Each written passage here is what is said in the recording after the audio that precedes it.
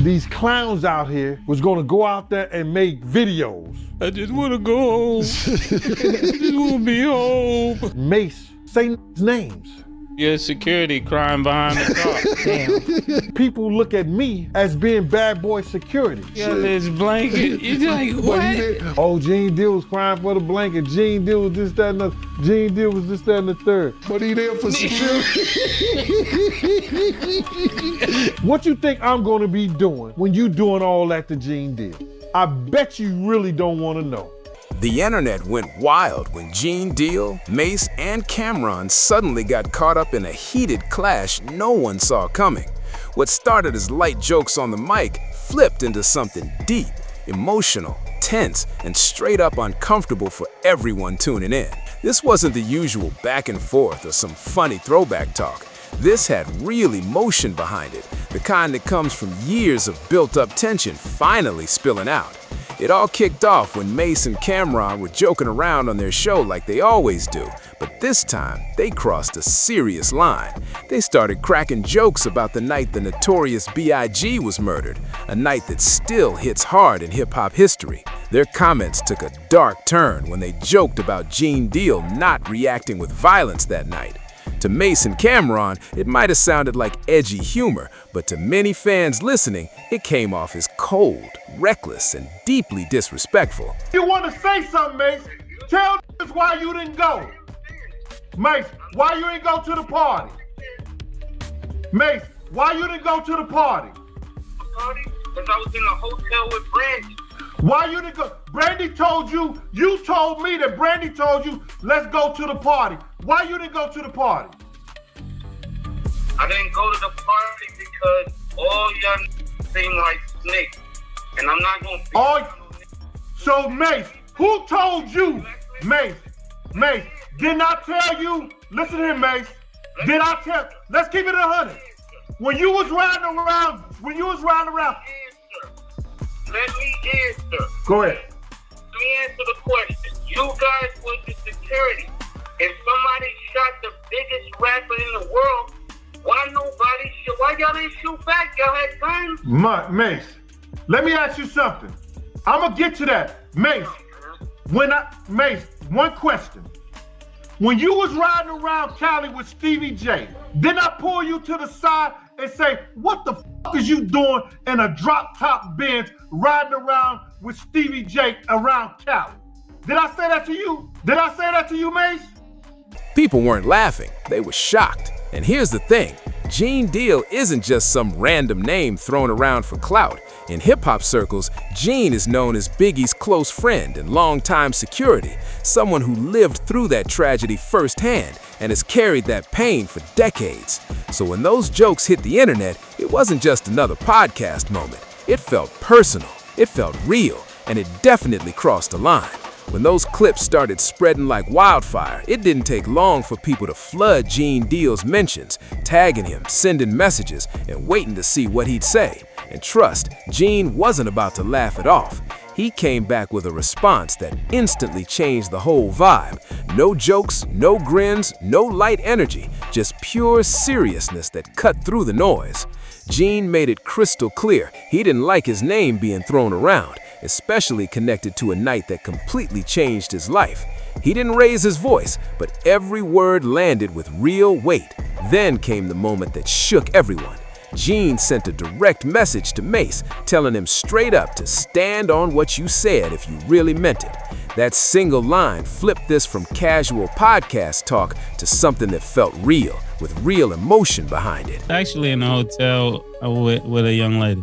And when you heard this information, what was your next actions? My next actions? After what? When you heard Biggie died, did you stay in your hotel room? Did you leave out? Did you want to go back to New York? I actually was trapped in a hotel. Now I want to ask the question. What do you mean trapped? It was about probably like 70 or so bloods in the hallway. I couldn't even leave my room. How'd you get out? One of the guys. Why would it be 70 bloods in your hallway after Biggie Smalls died? Actually, after Big got killed, they was probably looking for more bad boy artists. and I couldn't even leave the room till Gene Deal, the officer had to come get me. What made Gene's response even chilling was his calm tone. It wasn't for attention, and it wasn't for views. It sounded like a man who felt deeply disrespected, like someone speaking from years of pain that never really faded. Gene basically made it clear, talking reckless about real pain and real trauma isn't just content for clicks. It comes with real-life consequences.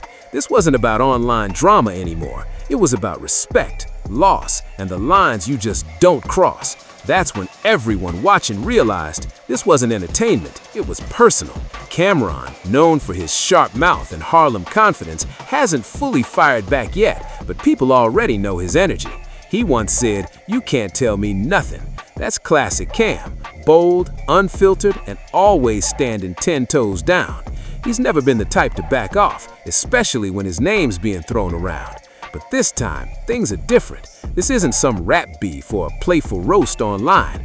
This is tied to real history, real loss, and a murder that still leaves questions hanging in the air. Every word being said now feels heavy, like it could spark something way deeper than a viral clip. And just like that, the hip-hop world split into sides. Some backing Gene, others defending Mase and Cam'ron. Feeds got flooded, opinions flying everywhere, with everyone trying to go viral off the chaos. It's messy, it's emotional, and it's got the whole internet watching. Out there, and they start running off by their mouth, trying to make airways and trying to make a show. Here go a grown-ass man, Mase and Cam'ron, made suggestions to Bad Boy Security. These clowns out here was gonna go out there and make videos. When you do stuff like that, you gotta know right now that people look at me as being Bad Boy Security. You gotta be clear. As soon as that drop, you got 5 or 6 out there. Oh, Gene Deal was crying for the blanket. Gene Deal was this, that, and the Gene Deal was this, that, and the third. And the next part of his message was deeply disturbing. You already know, Mase. When you doing all that stuff to Gene Deal, what do Gene Deal supposed to be doing while you doing all that? I bet you really don't want to know. What you think I'm going to be doing when you doing all that to Gene Deal? They can play if they want to, but if they know what I know, they better find somebody else to play with. I never had to tell Big them Keep it a buck. I never had to tell Big them I told Big to his face, if you go to this party tonight, one of y'all gonna die. Some people gonna die if you go to this party tonight. Some fans jumped in right away, saying Gene Deal had every right to feel disrespected. They argued that cracking jokes about that tragic night was straight up tasteless, no matter who said it or how they meant it. But others defended Mase and Cam'ron, claiming they were just being themselves, talking wild on the mic like always, with no bad intentions behind it. But here's the catch: intent doesn't erase impact, and that's exactly where things started getting messy, fast. What really sent this whole situation into overdrive was how fast the clips exploded online. TikTok, Instagram, X, every platform was flooded with back-to-back videos of the jokes and Gene's intense response. The contrast hit hard. 1 second, everyone's laughing, and the next, there's a calm but chilling warning that made people pause. It felt heavy, almost like the energy in the room shifted through the screen. That's when fans realized if someone says the wrong thing next, this could spiral out of control, and the timing couldn't have made it any more explosive. Right now, hip-hop is already in a sensitive place when it comes to legacy, respect, and accountability. People are rethinking old stories, old jokes, and how certain moments shape the culture. So when something like this happens, it doesn't just feel like a random clash, it hits way deeper. Gene Deal's message connected with that bigger conversation about who has the right to speak on painful history and what the real cost is when those words go too far. After Gene's response shook the internet, the story didn't slow down, it got even wilder. Fans started digging up old interviews, old clips, and moments where tension between these names had already been brewing. Suddenly, people were connecting dots, claiming this wasn't just a random flare-up, it was a storm that had been waiting to hit. Trying to divert that whole conversation and make it seem like, so, Gene, why you didn't shoot? Listen to me. It wasn't because Big wasn't my principal. And he knew the fact that we had blew the light and we was halfway down the block, crossed the light, and then when the first shot went off, our driver took straight off. I'm screaming at our driver because he was told that somebody was pointing a gun at Big and them. He should have just threw the car in reverse. He knew the whole story, my man, because me and him had a conversation on the phone. He the one told me, well, I was in the room with Brandy and Brandy was trying to get me out the room to come to the party. So I felt that was kind of weird. So she said Brandy was calling me trying to get me out the room to come to the party. Well, you was in the room with Brandy.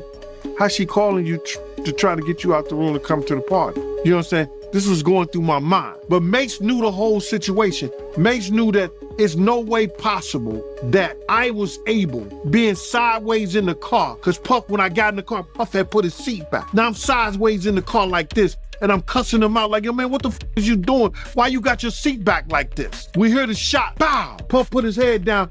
I go to open the door. Kenny flies, going straight. So he knew the whole story. What I supposed to do? Put my gun out the window and just start shooting like this? When the car had already turned the corner, it came out of parking space. So he knew the story, bruh. He was trying to just divert the attention of, well, why security?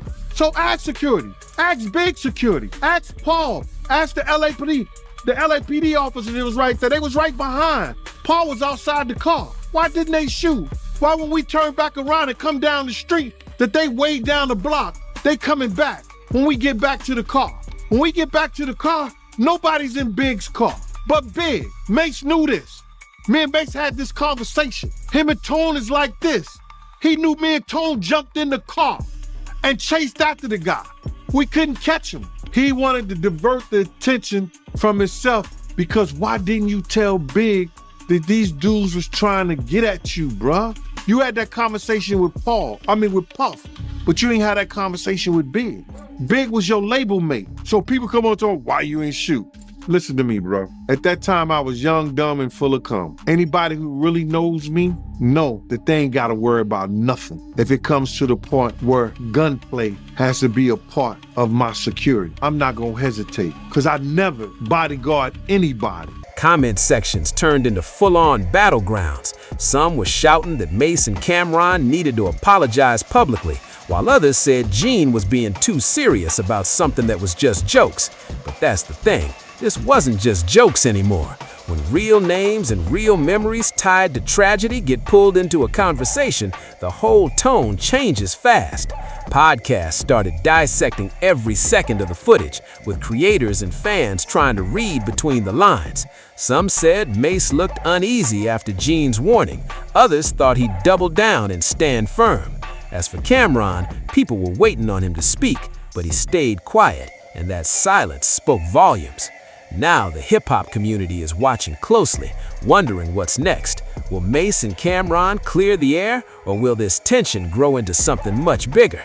Because right now, it's not just about words, it's about pride, legacy, and respect.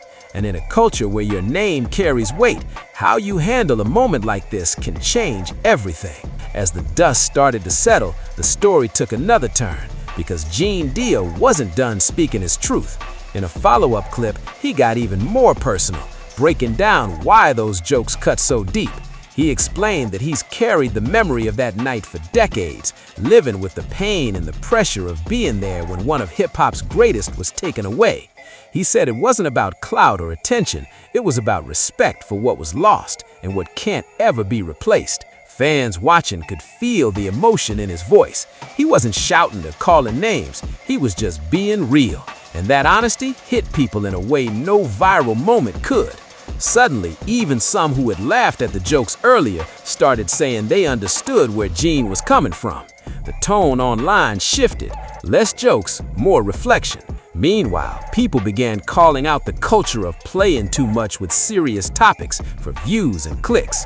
Some said this whole situation was a reminder that not every story in hip-hop is meant to be turned into content. Others argued that comedy has always been part of the culture, but even comedy has limits when it touches real pain. So now, the question hanging over everything is, where does it go from here? Will Mase and Cam'ron speak up to clear the air, or will silence keep the tension alive? One thing's for sure, Gene's words left a mark, and everyone in hip-hop is watching what happens next. Days later, the tension still hadn't cooled off. If anything, it was spreading faster. Every podcast, every live stream, and every comment section was flooded with debates about who crossed the line. Some fans stood by Gene Deal, saying he brought back a sense of realness that hip-hop needed, while others accused him of taking it too far and making it bigger than it was. But the split was clear, and the arguments just kept growing louder. Cam'ron finally dropped a few words, but not the full response people were expecting. In a quick clip, he brushed off the situation, saying he wasn't losing sleep over it, but even that calmness had people reading between the lines. Was he staying cool out of respect, or just waiting for the perfect moment to speak his piece? Fans couldn't tell, and that mystery kept everyone talking. Mase, on the other hand, stayed mostly quiet, posting cryptic quotes that fans swore were aimed at Gene. Each post added more fuel to the fire, and people were screenshotting everything like detectives piecing together clues. By now, this wasn't just a headline. It had become a full-on cultural moment. Everyone was talking about how fragile respect has become in the digital age, where jokes turn serious in seconds, and every word can blow up overnight. It wasn't just about Gene, Mase, or Cam'ron anymore. It was about how hip-hop handles pain, pride, and public pressure when the world's watching. As the conversation stretched into the next week, things started feeling even more intense. What began as a single viral clip had now turned into a full-blown cultural debate. People weren't just talking about Gene Deal, Mase, and Cam'ron anymore. They were unpacking the bigger issue behind it all. How far is too far when it comes to entertainment?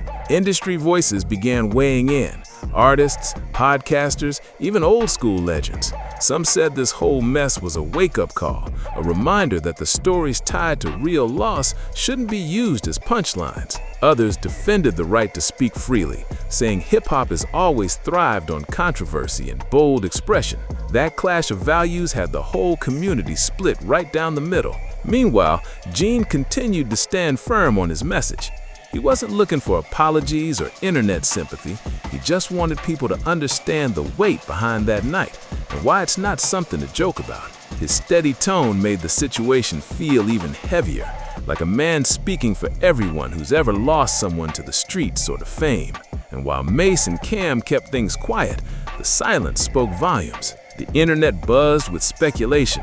Were they working on a private talk behind the scenes or letting time cool things down? Either way, the damage was done. The moment had already become part of hip-hop's ongoing story about respect, history, and the fine line between humor and hurt. One thing was clear, this wasn't going away anytime soon. By the time another week rolled in, the controversy had taken on a life of its own. News outlets, YouTube channels, and social media pages were all spinning their own versions of the story, each adding new twists, rumors, and so-called insider info. Everyone wanted a piece of the drama, and that made it even harder to tell what was real and what was exaggerated. Some fans started calling for peace, saying the energy was getting too dark. They wanted to see grown men handle things the right way without letting the internet turn it into something ugly. But others were hooked on the chaos, refreshing their feeds every hour, hoping for another reaction, another post, another jab. It was like watching a movie play out in real time, and nobody wanted to miss a scene. Behind all the noise, though, there was a deeper truth sitting underneath it all. This wasn't just gossip. It was a reflection of how quick the internet can twist pain into entertainment. What started as a few words on a mic had turned into something that reminded everyone just how fragile reputations and relationships can be in the spotlight. Now the big question was whether this story would fade out quietly or explode again with one more spark. Because in the world of hip-hop, where every word carries weight and pride means everything, Silence doesn't always mean peace. It can mean a storm still brewing. Now, as things start to cool down, at least on the surface, the whole situation has left a lasting mark on the culture. It wasn't just another headline or internet argument. It was a raw reminder that behind every story, there's real pain, real history, and real people trying to protect their truth. Gene Deal's words hit harder than most expected, and whether people agreed with him or not, he forced everyone to look at hip-hop's relationship with loss and respect in a new light. Mase and Cam still haven't gone fully public with a joint statement, but their silence keeps the tension alive. Maybe they're letting time do the healing, or maybe they're waiting to address it in their own way.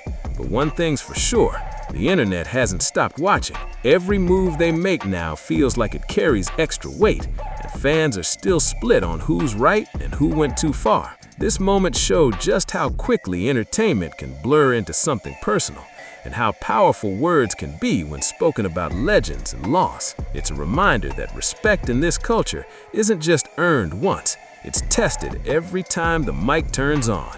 If you've been following this saga from start to finish, you know how wild it's been, and it's far from over. So stay locked in, keep your eyes on what happens next, and make sure you subscribe so you don't miss the next twist in this story. Things in hip-hop move fast, and you won't want to miss what's coming next.